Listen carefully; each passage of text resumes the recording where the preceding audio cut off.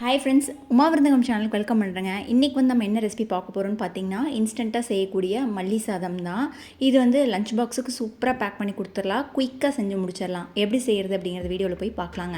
அதுக்கு மிக்ஸி ஜாரில் 3 பச்சை மிளகா எடுத்துக்கலாங்க, 3 பல் பூண்டு, ஒரு 2 துண்டு இஞ்சி, நல்லா கையில் இறுக்கி பிடிக்கிற அளவுக்கு கொத்தமல்லி தழை அதை எடுத்துக்கலாங்க. இது வந்து ஒரு டம்ளர் ரைஸ்க்கு வந்து இது வந்து கரெக்டாக இருக்குங்க. இப்போ அரைக்க வேண்டாம், நம்ம வெங்காயம்லாம் நல்லா வதங்கினதுக்கப்புறமா நம்ம அரைச்சோன்னா கரெக்டாக இருக்கும். இப்போ கடாயில் வந்து ஒரு டீஸ்பூன் நெய் விட்டுட்டு முந்திரி வந்து நல்லா வறுத்துக்கலாங்க.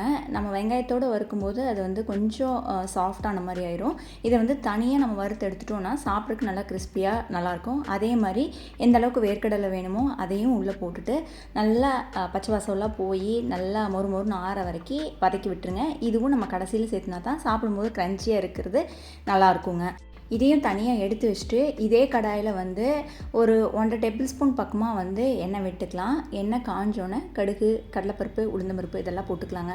கடலைப்பருப்பு, உளுந்தம்பருப்பு நல்லா செவந்ததுக்கப்புறமா வெங்காயம் வந்து எடுத்துக்கலாம். வெங்காயம் வந்து நான் 2 பெரிய வெங்காயத்தை வந்து கட் பண்ணி வச்சுருக்கேன் நீல வாக்கில். இது வந்து நல்லா செவந்து வந்தால் தான் டேஸ்ட் வந்து சூப்பராக இருக்குங்க. கூடவே கருவேப்பிலை 2 வரமிளகா போட்டிருக்குறேங்க. இதை வந்து வதக்கி விட்டுலாம். வெங்காயத்தோடையே நீங்கள் உப்பு போட்டுருங்க, அப்போ தான் நம்ம சாப்பாடு சாப்பிடும்போது டேஸ்ட் வந்து சூப்பராக இருக்கும். பொடியுப்பு வந்து போட்டுக்கலாங்க, ஒரு 1.5 டீஸ்பூன் வந்து போட்டுக்கலாம். பத்தலைன்னா இப்போ நம்ம செக் பண்ணி பார்த்துட்டு கூட நம்ம வந்து போட்டுக்கலாங்க.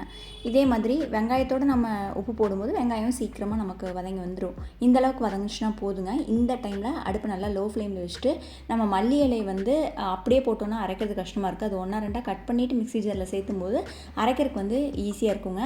இது வந்து வெங்காயம் வதங்கினதுக்கப்புறம் அரைங்க, அப்போ தான் உங்களுக்கு அந்த மல்லி சாதம் வந்து நல்லா பச்சை பசேல்னு நல்லாயிருக்கும். முதலே அரைச்சி வச்சிட்டிங்கன்னா கொஞ்சம் கருத்து மாதிரி ஆயிரும். வெங்காயம் வதங்கி முடிச்சதுக்கப்புறம் இந்த மாதிரி நல்லா அரைச்சி எடுத்துட்டு இந்த பேஸ்ட்டை வந்து நம்ம வந்து வெங்காயத்தோட சேர்த்திக்கலாங்க. சேர்த்திட்டு இது வந்து நல்லா அந்த எண்ணெய் பிரிஞ்சு வர வரைக்கும் நம்ம குக் பண்ணோம் அப்படின்னா நமக்கு வந்து கரெக்டாக இருக்குங்க. மிக்ஸி ஜார் அலாசி அந்த தண்ணி கொஞ்சம் நம்ம சேர்த்திக்கலாங்க. மீடியம் ஃப்ளேம்லேயே வச்சு குக் பண்ணுங்கள். ஒரு நிமிஷத்தில் பார்த்தீங்கன்னா நல்லா அந்த கொத்தமல்லி தழையில் சுண்டி வந்துடும். அதுக்கப்புறம் சாதத்தை சேர்த்திக்கலாங்க. ஏற்கனவே வந்து நான் வந்து மல்லி சாதம் வந்து 1 பாட் ரைஸ் மாதிரி தேங்காய் பால் வச்சு செஞ்சுருக்கேன். அதோடைய ரெசிபி வந்து கீழே டிஸ்கிரிப்ஷனில் கொடுக்குறேன், கண்டிப்பாக செக் பண்ணி பாருங்கள், சூப்பராக இருக்கும். இப்போ இந்தளவுக்கு வதங்கிச்சுன்னா நமக்கு வந்து போதுமானதாக இருக்குங்க. இனி வந்து இதை ஸ்விட்ச் ஆஃப் பண்ணிவிட்டு நம்ம சாதத்தை வந்து சேர்த்திக்கலாங்க. கிராம் அளவில் வேணும் அப்படின்னா 100 கிராமுக்கு கொஞ்சம் ஜாஸ்தியாக இருக்குங்க ரைஸு. இந்த கொத்தமல்லி தலைக்கும் இந்த சாதத்துக்கும் பர்ஃபெக்டாக இருக்கும். கொஞ்சம் கொஞ்சமாக விட்டு கிளறிக்கோங்க. சப்போஸ் உங்களுக்கு கரெக்டாக தெரில அப்படின்னா நம்ம வந்து ரைஸ் வந்து கொஞ்சம் கொஞ்சமாக போட்டு மிக்ஸ் பண்ணும்போது நம்ம டேஸ்ட் பண்ணி பார்த்துட்டு கூட நம்ம வந்து ரைஸ் எக்ஸ்ட்ரா வேணும்னா கூட நம்ம சேர்த்திக்கலாம். நல்லா கலந்து விட்டுருங்க.